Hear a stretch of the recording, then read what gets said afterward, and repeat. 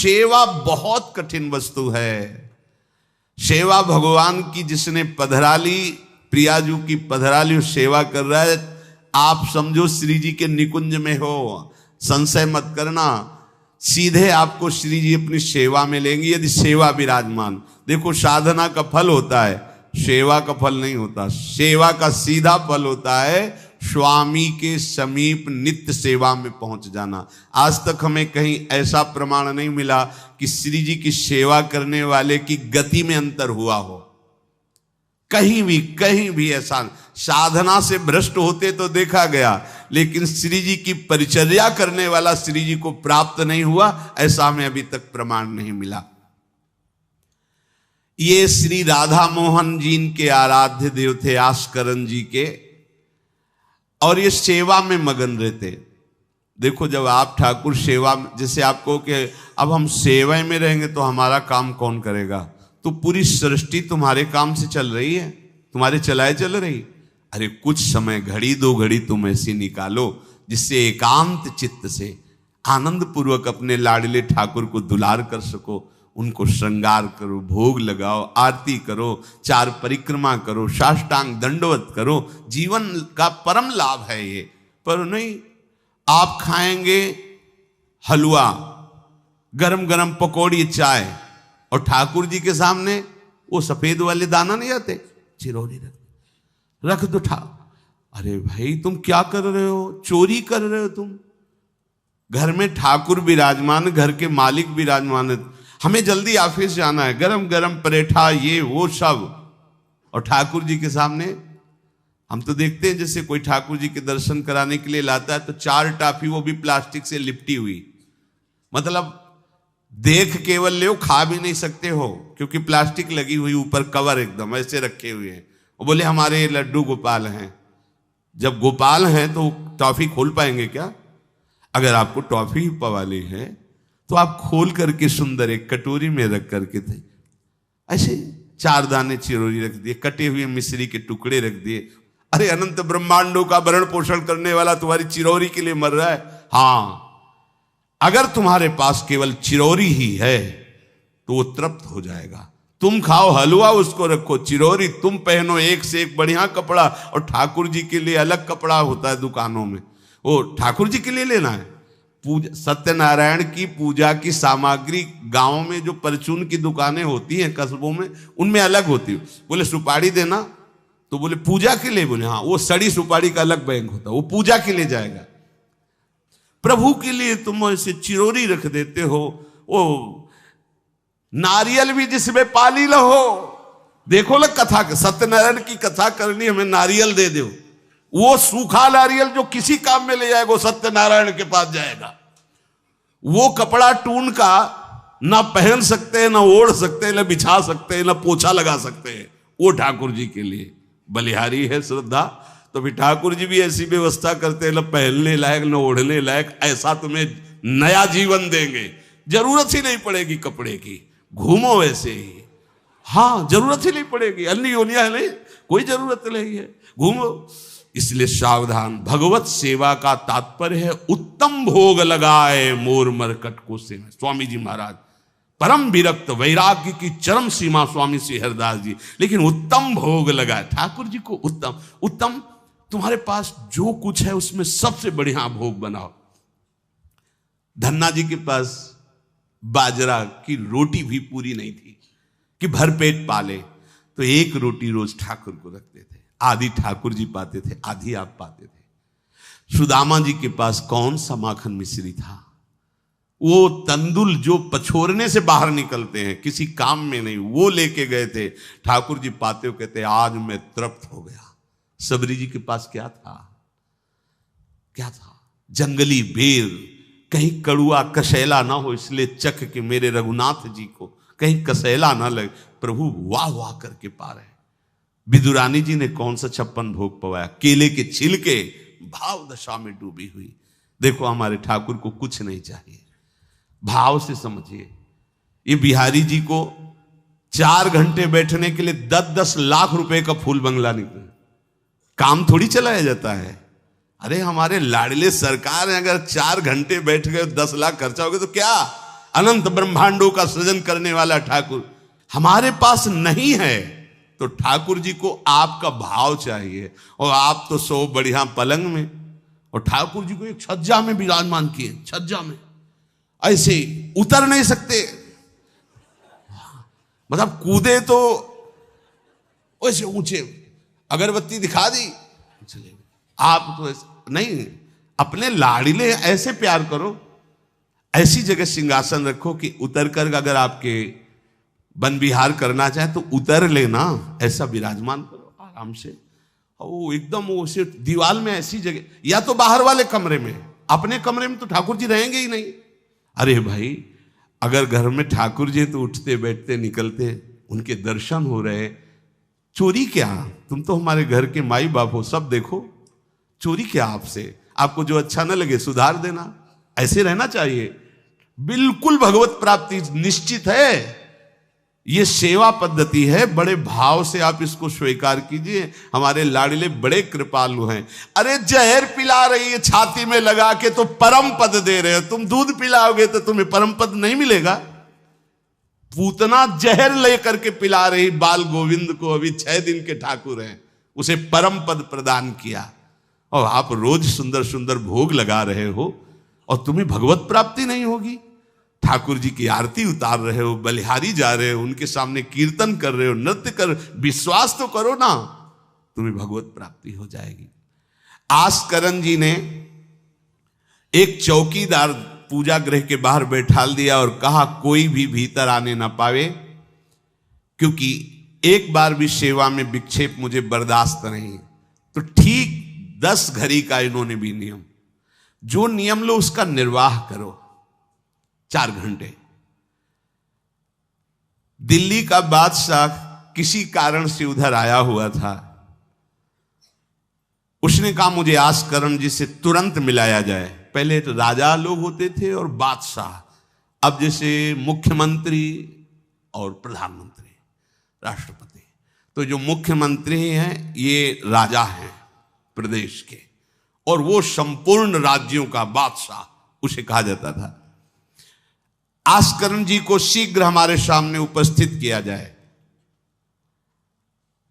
प्रार्थना की कि महाराज असंभव, इस समय आस्करण जी महाराज अपने ठाकुर जी की सेवा में हैं और उनका आदेश है 4 घंटे कोई हमसे बात ना करे।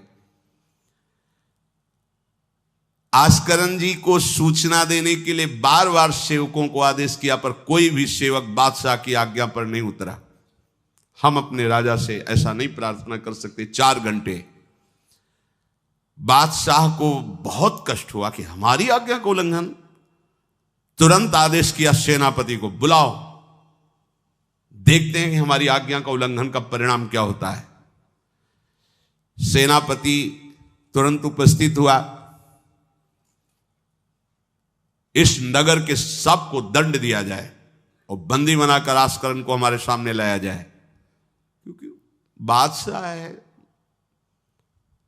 अब अहम तो विराजमान है ही है, कोई परमहंस थोड़ी है कि अहंकार लीन हो गया है।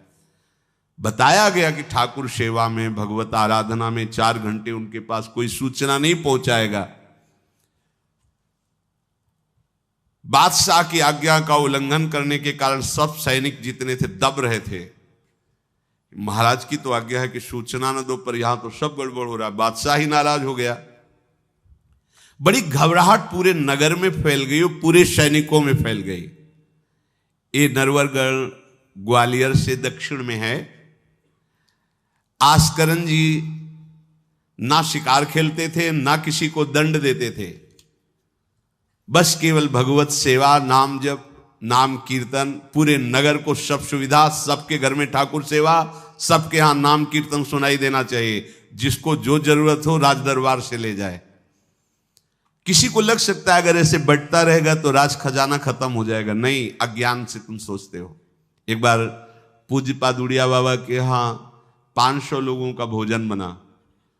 अब वहां उत्सव में 5000 से भी अधिक लोग आ गए, तो जो सेवक जन थे, भंडारी थे, भाग के आए, बाबा अब तो बहुत ही हानि हो जाएगी, क्योंकि सब लोग आ गए, 5000 के लगभग लोग हैं और 500 का ही भोजन बना है। बाबा जी ने कहा घबराने की जरूरत नहीं, गए अपना ऊपर का चला ऐसे डाल दिया जो रसोई बनी हुई थी, बोले इसे खोलना नहीं, बस बांटते जाओ। सब पा चुके, जितना बना था ना वो भगवत प्रताप। हरिराम व्यास जी की बेटी का ब्याह, रात्रि में बारातियों के स्वागत के लिए एक से एक सुंदर पकवान बने हुए थे, क्योंकि जिनके चेला मधुकर शाह राजा थे उनके पास कमी क्या, सब सुविधाएं। हरिराम व्यास जी ने सोचा ये संसारी आदमी इतने सुंदर सुंदर पकवान पाएंगे, ये तो ठीक नहीं है। वृंदावन के संत जन लेंगे तो अपने ठाकुर का भोग लगाएंगे, पाएंगे, कीर्तन करेंगे। कोतवाल को बुलाया वृंदावन के और कहा सब वैष्णव जनों को कह दो कि तुरंत आ जाओ, रमनिया ले जाओ। देखो कैसी भावना है, बेटी का ब्याह है। बोले संसारी आदमी बाराती क्यों पाएंगे, अब आप हो तो कह दे अरे इज्जत चली जाएगी, बाबा जी को खवाने से क्या इज्जत है, बारातियों को खवाएंगे तो इज्जत बनेगी। ये किसकी, देहाभिमानियों की। और अपनी इज्जत क्या है, श्यामा श्याम। अगर रसिकों को पवाएंगे तो हमारी इज्जत बन जाएगी, श्यामा श्याम प्रसन्न हो जाएंगे। तो श्यामा श्याम प्रसन्न हो जाएंगे, बाराती भूखे रहेंगे, ऐसा कैसे हो सकता है, ऐसा हो ही नहीं सकता है। हरिराम व्यास जी के, अब उनके लिए तो कोई रोक नहीं, उन्हीं की बेटी का तो ब्याह है। जो भंडारे में सब जमा थे, लड्डू गुलाब जामुन ये वो सब भर भर के अमनिया, ले जाओ ले जाओ। अब ब्रजवासी संत जन सबको बांट दिया, पर जितना भंडारा था उतना नहीं बना रहा। कर तुम अकर तुम अन्यथा कर तुम सर्व समर्था सा ईश्वरा। तुम प्रभु के लिए समर्पित हो तो तुम्हारे यहां हानि कैसे हो सकती है कि हम भाई ठाकुर सेवा में समय देंगे तो हमारा काम बिगड़ जाएगा, ठाकुर जी की भोग राग की बात करेंगे तो पैसों की कमी हो जाएगी। पक्की मूढ़ता है, ये ऐसा व्यापार है ठाकुर सेवा संत सेवा, ऐसे करो और कई गुना बढ़कर के हाथ में आ जाएगा, देख लेना। क्योंकि सब दुखों का कारण पाप है, और जब ठाकुर सेवा संत सेवा तो इससे पाप नष्ट होते। जे ही पाप नष्ट हुए सुख का मार्ग खुल गया, पर अज्ञानी जानता नहीं है। अब बादशाह के आदेश से हड़कंप मच गया। कही के पठाई कहो कीजिए लड़ाई, सुनी रुचि उपजाई चली पृथ्वी पति आयो है। पर्यो सोच भारी तब बातियों विचारी कही, आप एक जावो गयो अचरज पाई है। सेवा करी सिद्धि साष्टांग होई के भूमि परे, देखी बड़ी बेर पांव खड्ग लगायो है। कट गई एड़िए पे टेढ़ी हूं न भौं करी, करी नित नेम रीति धीरज दिखाई है। बादशाह ने कहा आखिरी हुक्म है, आस्करण को हाजिर किया जाने, संपूर्ण सेना से विध्वंस मचा देंगे, नरवर गण को पूरा नष्ट कर देंगे। जो प्रधान सेना नायक था वो हाथ जोड़ करके बादशाह से बोला कि आप समझो, हम आपके सेवक हैं, आपसे लड़ कैसे सकते हैं, आप बादशाह हो, पर मेरी प्रार्थना है आप अकेले जाकर के देख लीजिए, आस्करण जी सेवा में है, अकेले जाकर बात कर। हम सूचना नहीं दे सकते पर आपको रोक नहीं सकते, आप जाकर के बात कर लीजिए। बादशाह को लगा कि बात तो सही कि हमारे ही अनुकूल है, ये कोई वैरी तो है नहीं, चलो कोई अंगरक्षक नहीं। और स्वयं अंदर जाकर के देखा तो सारी सेवा हो चुकी थी, ठाकुर जी की साष्टांग दंडवत कर रहे थे।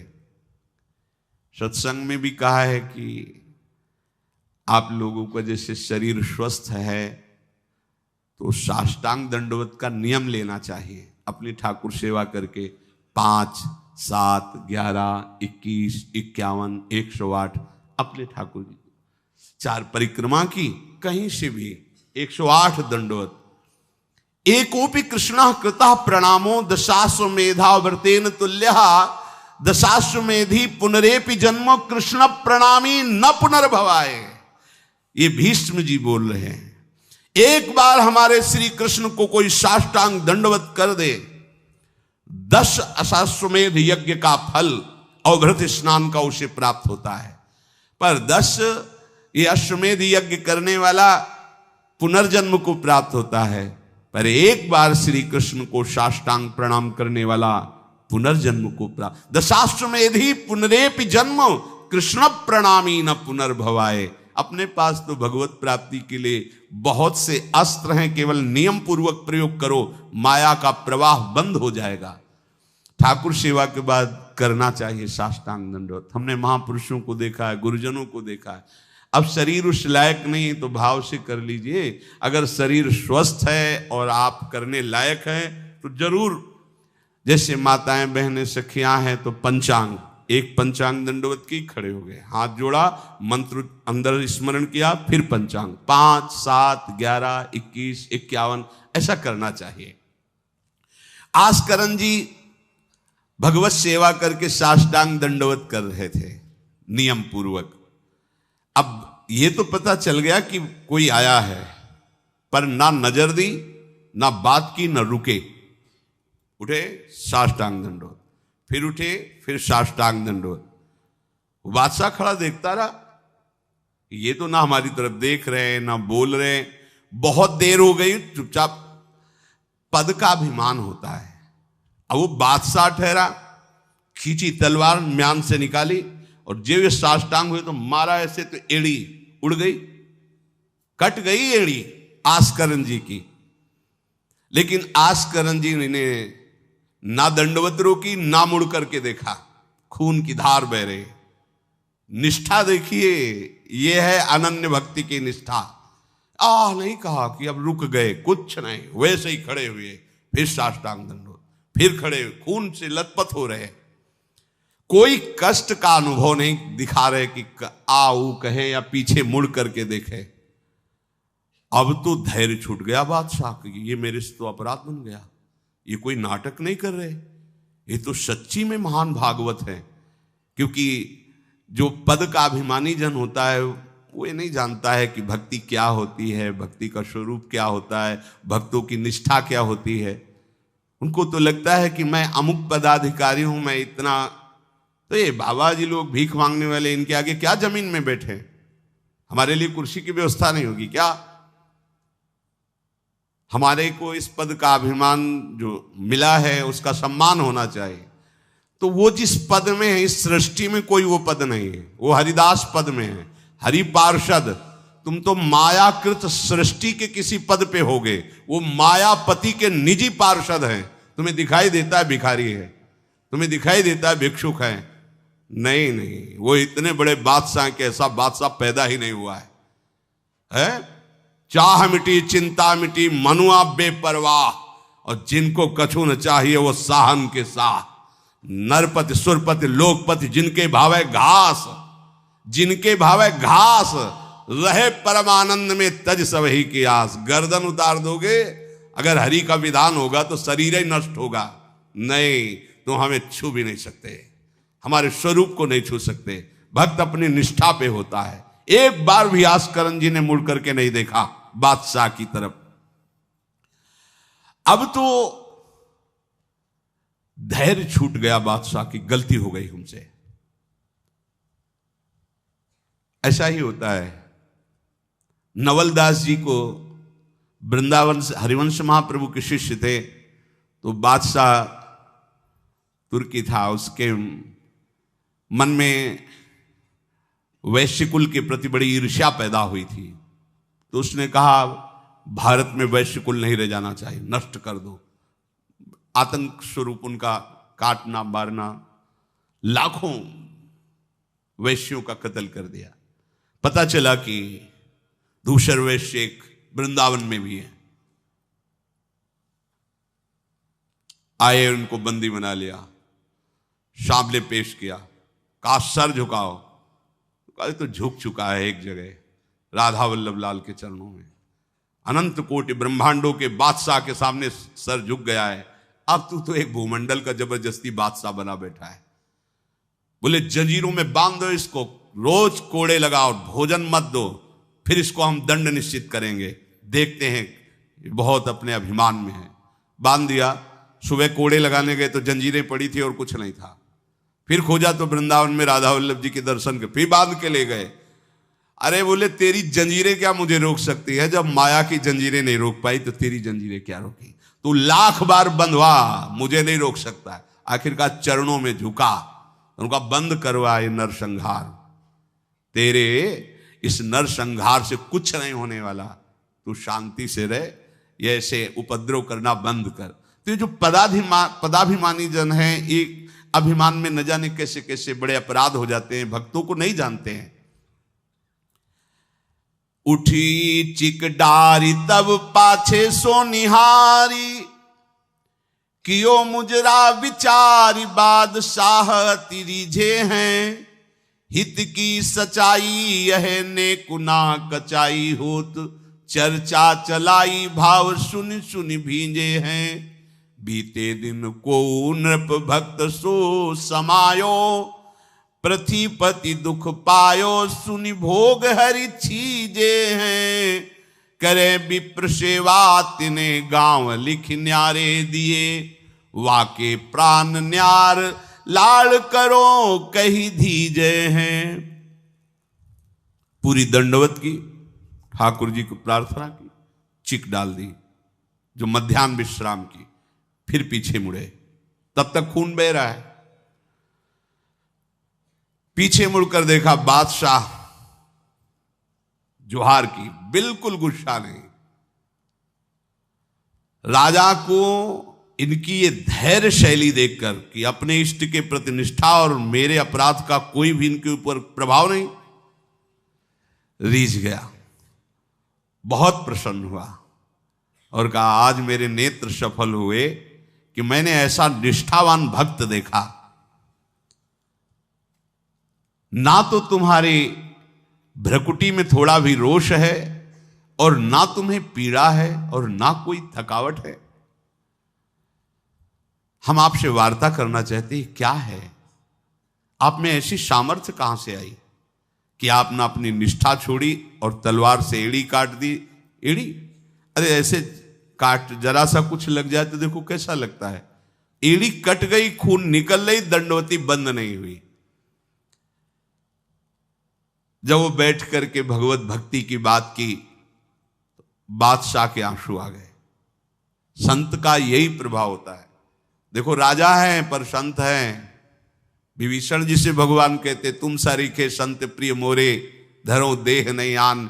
ये नहीं भूल होनी चाहिए कि अरे ये तो बड़े अच्छे कपड़े पहने, ऐसे ऐसे, ये क्या भक्ति करते हो। भक्ति का मतलब केवल इतना ही नहीं है कि भिक्षुक वेश हो। भक्ति किसी से भी हो सकती है, कोई भी हो सकता है, कहीं भी हो सकता है, क्योंकि सब भगवान के बंदे, सब भगवान को दुलार कर सकते हैं। अपनी कीमती रुमाल तत्काल पट्टी बांधी अपने हाथ से आस्करन जी के चरणों में। स्वयं बादशाह ने घुटने टेक कर तुरंत और कहा कि आज मैं निहाल हो गया। आपकी ये जो भक्ति है, ये जो निष्ठा है, आज प्रभु की हम पर बड़ी कृपा है जो मुझे दर्शन हुआ आप जैसे भक्ति की निष्ठा का।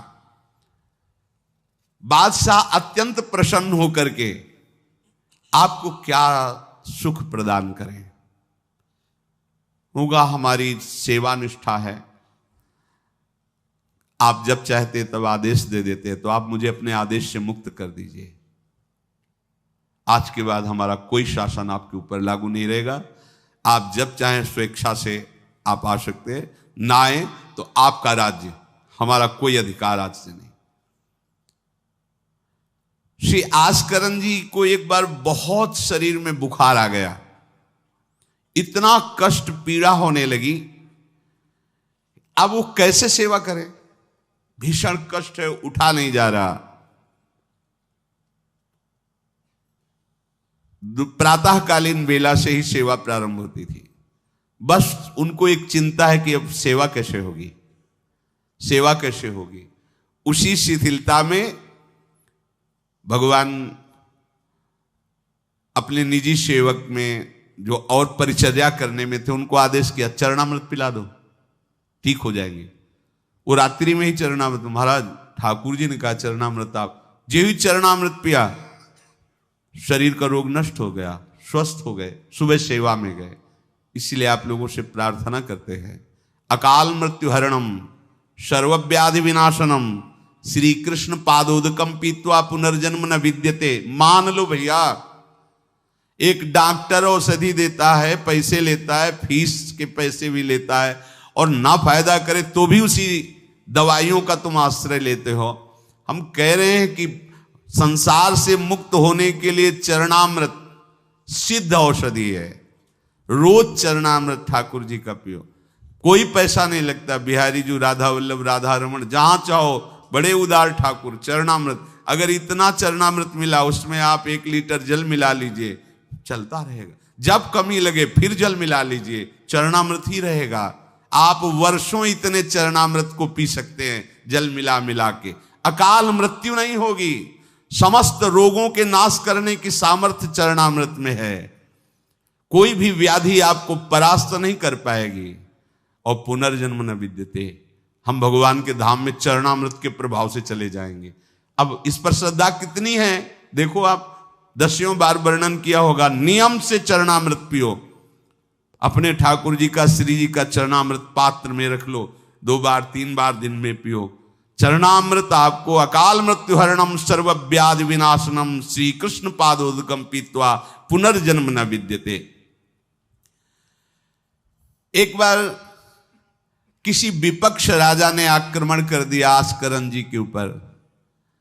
आस्करन जी के जब बात पता चली कि वो आक्रमण, तो उनका प्रभु हमसे मार काट नहीं होगा, सब में आप विराजमान हो, अब हमसे नहीं हो, या तो राजपद हटाओ, मुझे कहीं एकांत ले चलो, मैं आपके लिए रोऊं तड़पूं, अब ये सब नहीं होगा कि अब हम फिर तलवार उठाएं, मार काट शुरू करें।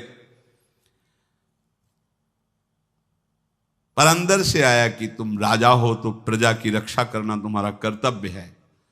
तो उन्होंने पूरी सेना सजाई, जानते हो कैसे? सब मंजीरा लो और स्वयं बोले नाम कीर्तन करो, राधा वल्लभ श्री हरिवाल श्री वृंदावन श्री। कहां जा रहे? बोले युद्ध करने जा रहे हैं। ऐसे युद्ध होता है। प्रभु से कहा हमसे मारकाट होने वाले नहीं, जब हमारा कर्तव्य ही तो हम ये कर्तव्य कर रहे हैं। राधा वल्लभ श्री हरिवंश, राधा नाम कीर्तन। तुरंत आकाश में मेघ छा गए और इतने बड़े बड़े ओले शत्रु पक्ष में और हल्की फुहारें इधर के पक्ष में। जहां नाम कीर्तन, हवा चल रही, हल्की हल्की नन्ही नन्ही फुइयां बरस रही और कीर्तन में हाल, और उधर इतने इतने बड़े ओले, सब भाग गए। अस्त्र शस्त्र की आवश्यकता नहीं हुई। शत्रु पक्ष जब भागा और उधर का राजा के चरणों में गिरा कि मुझे माफी दे दो, मुझे पता नहीं था आप इस कोटि के महाभागवत हैं। यह है अनन्य भक्ति। यदि हम अपने प्रभु की सेवा, प्रभु का नाम जब, प्रभु के गुणों का गायन करते हैं, तो किसी की भी ताकत नहीं कि हमें परास्त कर सके। और आप भूल जाइए ये बात कि आपके ही किए सब कुछ होता है। आप देहाभिमान में भटक रहे, आपके किए ले। हम कह रहे मान लो, मान लो, केवल प्रभु की करुणा एक दृष्टि से अनंत ब्रह्मांड का सृजन हो गया। एक दृष्टि से अनंत ब्रह्मांडों का सृजन। भैया तुम्हारा परिवार क्यों दुखी रहेगा? तुम्हें क्यों भूखा रखेंगे प्रभु? पशु पक्षियों को देते हैं, हर जीव जंतु को देते हैं। तुम तो भगवान के भक्त हो, तुम्हारे को कैसे वो नहीं देंगे? विश्वास करो, जो तुम्हें कार्य मिला है धर्म पूर्वक करो, नाम जप करो, प्रभु की सेवा करो। गंदे आचरण, गंदे नशा, गंदी बातें, ये सब छोड़ दो, क्योंकि यही तुम्हारी दुर्गति, अशांति का कारण बनेगी। पैसा बढ़ा है, मदिरा पान करना, व्यभिचार करना, उसे सुख समझ रहे हैं। पैसा है, पद है, समझ रहे हैं कि हम जीवन का लाभ ले रहे हैं। अरे ये लाभ तो सुअर कुत्ता भी ले रहे भैया। निद्रा, भय, आहार, मैथुन हर जीव भोग रहा है। तुम मनुष्य जन्म ले करके बड़े बुद्धिमान होकर उसी भोग रहे हो, तो कौन सी बात? तिनते खर सूकर स्वान भले, गोस्वामी तुलसीदास जी। सुअर कुत्ता गदहा उससे अच्छे। क्यों? क्योंकि अपने कर्म भोग कर ऊपर की तरफ उठ रहे हैं, उनके पाप नष्ट हो रहे हैं। वो आप ऊपर उठकर मनुष्य जन्म कर प्राप्त करके पाप कर्म कर रहे हैं, आप नीचे अधोगति को जा रहे हैं। इसलिए सबसे प्रार्थना है, ये गंदे आचरण, जब आप मदिरा पीते हैं तो आपकी बुद्धि तमोगुण राक्षसी वृत्ति से हो जाती। खुद आपको अनुभव इस बात का, आपकी दुर्दशा हो जाती है, बुद्धि भ्रष्ट हो जाती है। फिर व्यभिचार, जुआ, चोरी, हिंसा कैसे आपको सुख प्रदान करेंगे? ये जो निकृष्ट हैं, जो अधर्म है, जिनकी क्रिया ही दुखमय है, उस दुख से तुम कैसे सुख प्राप्त कर सकते हो? धर्म से चलो, गृहस्थ हो तो धर्म पूर्वक चलोगे तो गृहस्थी में ही भगवान तुम्हारा मंगल कर देंगे, भागने की जरूरत नहीं है। नाम जप करो, ठाकुर सेवा विराजमान करो, जो रूखा सूखा हो अपने ठाकुर को लाड लड़ाओ, अंतिम श्वास तक भगवान कृपा कर ही देंगे। हमारे जीवन का उद्देश्य भगवत प्राप्ति है।